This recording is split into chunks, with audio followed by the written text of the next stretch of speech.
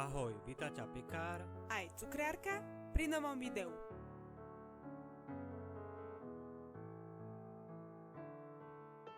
...250 g zmeknutého masla a 20 g sušeného droždia si dobre vymiešam.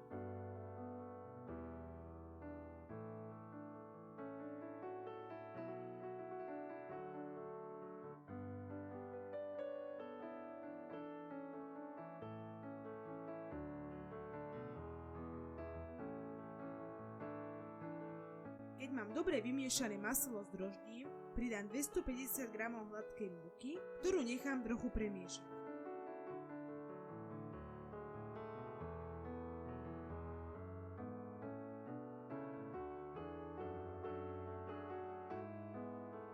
Chvíľku potom pridám 270 g polohrubej múky. Vznikne mi sypká zmes.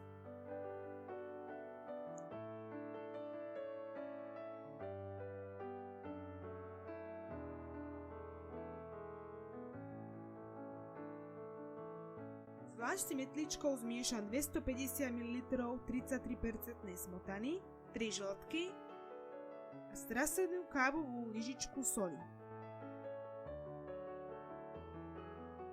Takto dobre rozmiešanú hmotu pridám do sypkej zmesi a vypracujem hladké cesto.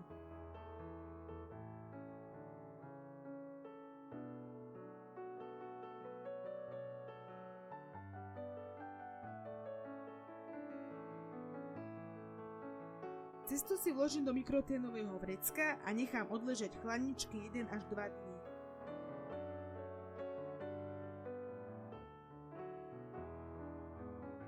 Pripravím si orechovú zmes, kde časť orechov nasekám a časť namelím. Nasypem si 60 g namletých a 100 g nasekaných orechov, 250 g kryštálového cukru, strasenú lyžičku mletej škorice a 50 g vanilinového cukru.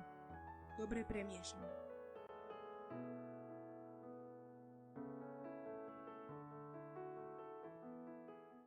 Cesto si vytiahnem z chladničky a rozdelím na 6 rovnakých častí, ktoré som si odvážila.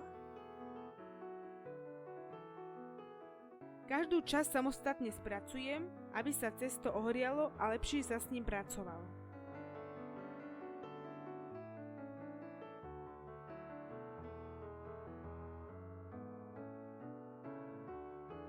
Na podsypanie pri valkaní cesta používam orechovú zmes, ktorej si dám zhruba 2 varešky.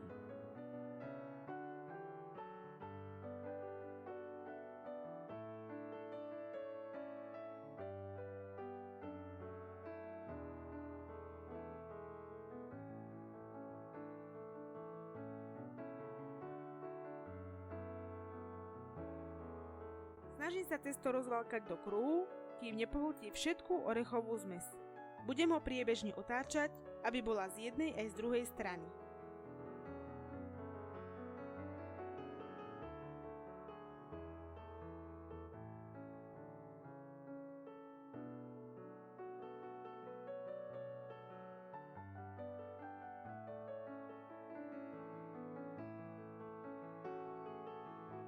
Rozvalkané cesto si rozdelím na 8 rovnakých trojuholníkov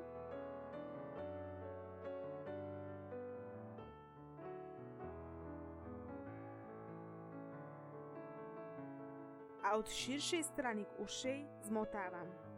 Snažím sa cesto dobre uťahovať.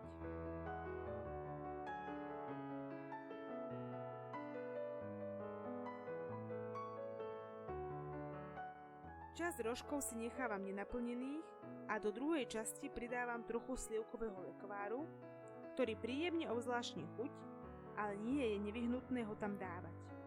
Pečiem v rozohriatej rúre na 180 stupňov prvých 10 minút a potom teplotu znížim na 150 stupňov a nechám piecť ešte 15 minút. Ak sa ti video páčilo, podpor nás odberom a lajkom.